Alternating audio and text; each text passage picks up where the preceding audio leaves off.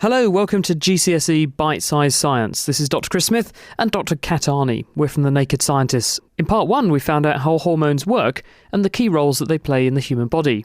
Now we're going to find out how they control the female menstrual cycle and how they can be used for both contraception and also IVF. Women have a menstrual cycle that lasts around a month. It's usually 28 days, something like that. And it simply means that the lining of the womb is prepared in case a woman becomes pregnant, a mature egg is released from an ovary, and if she doesn't become pregnant, then the womb lining is shed. And this is known as menstruation or having a period. So how do hormones control that process? Well, it's all controlled by hormones, and they control the release of an egg every month and change the thickness of the womb lining. One of the key players in this game is follicle stimulating hormone, also known as FSH, which is made by the pituitary gland.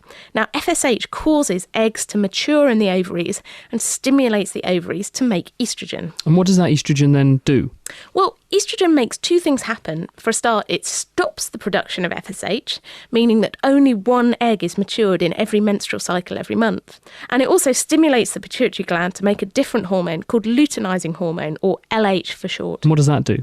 Well, luteinizing hormone is what causes the mature egg to be released out of the ovary, so it can travel down the fallopian tubes and may become fertilised. Another player in the game is progesterone, which is produced by the ovaries, and it helps to maintain the lining of the womb.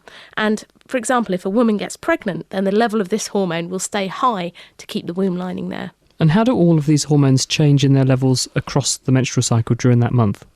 Well, if you start at the beginning of the cycle, so this is day 1, this is usually during a woman's period, estrogen levels are low during this time and they rise through the first 14 days, telling the body to prepare the womb lining, and then once an egg is released, they drop down again.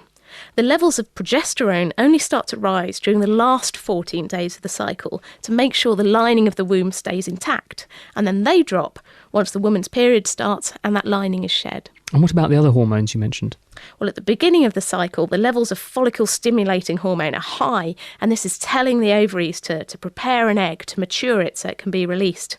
And then this drops in the middle of the cycle when the egg is released. And at this point, the levels of luteinizing hormone shoot up, peaking around day 14 of the cycle when a woman ovulates, and they're pretty low the rest of the time. But not everyone wants to get pregnant all the time, so can we use this knowledge of how these hormones work to control fertility? Yes, and some women choose to take oral contraceptives, what we know of as the pill.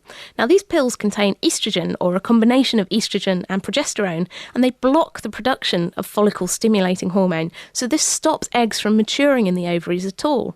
Now, taking contraceptives allows couples to choose when they want to have a family, and it can also stop unwanted pregnancies. But some women find that the pill can make them put on weight, as well as changing their mood and raising their blood pressure. It can also increase the risk of blood clots forming in their veins. But it's also thought that the pill can reduce the risk of developing cancer of the womb and of the ovaries. What about women that do want to have babies, though? Well, some women do have problems becoming pregnant because they don't produce enough follicle-stimulating hormone to make mature eggs. So some women may be offered fertility drugs that contain this hormone, and this can increase the chances of getting pregnant, although it doesn't always work. But sometimes it can work too well, producing many mature eggs, and this can lead to multiple births, twins, triplets, or even more. And this can cause problems in pregnancy and childbirth. For example, babies may be born prematurely or underweight. What about IVF, in vitro fertilisation? How does that work? Well, sometimes a couple can't conceive because the man's sperm simply isn't very good. So in this case, they may be offered IVF, which is in vitro fertilisation. And this is where eggs are fertilised outside the woman's body using either her partner's sperm or donated sperm.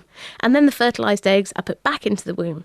So during IVF, a woman will also be given follicle-stimulating hormone to help her to produce lots of mature eggs. Are there any ethical issues surrounding IVF, though? Well, IVF has been used for many years to produce thousands of healthy, happy, bouncing babies. But some people do worry that in the future, as we know more about our genes, people may only want fertilised eggs with desirable qualities. So, for example, they may want a girl if they've already had several boys in their family. Or they may want to have their embryos screened if there's some kind of inherited illness in the family, like cystic fibrosis, so that you only put back healthy embryos into the womb.